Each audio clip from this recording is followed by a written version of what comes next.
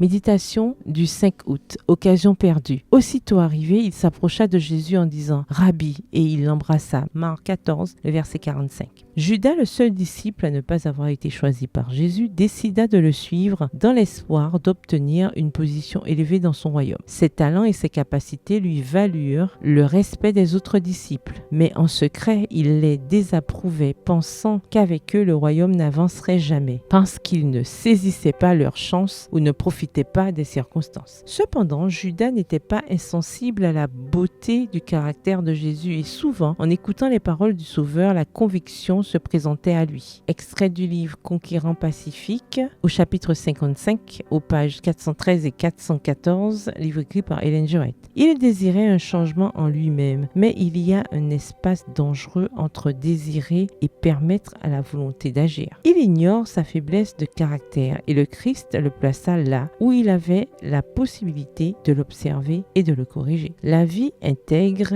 et désintéressée de Jésus contrastait avec la disposition cupide de Judas. Lorsqu'il recevait de l'argent, il était tenté par le gain illicite. Toute petite faveur qu'il rendait au Christ était un prétexte pour se faire payer. Devant Dieu, il était un voleur. La cupidité conduisit Judas à trahir Jésus. Il pensait qu'ainsi Jésus imposerait son royaume et ne se laisserait pas arrêter. Cependant, Jésus aimait Judas et essaya de le toucher jusqu'au bout. Judas n'a pas trahi Jésus à cause d'une faiblesse inattendue. Il avait soigneusement planifié son acte. Après sa trahison, Judas déclara qu'il avait trahi du sang innocent, mais sa confession n'était pas sincère. Il s'attristait seulement des conséquences. Il s'était tellement éloigné de Jésus qu'il ne pouvait pas se pardonner. Judas ne pouvait pas non plus accepter le pardon de Jésus. Horrifié, il ne vit d'autre solution que le suicide. Il est triste que des personnes douées qui pourraient faire avancer l'œuvre de Dieu chérissent le péché et finissent par échouer spirituellement.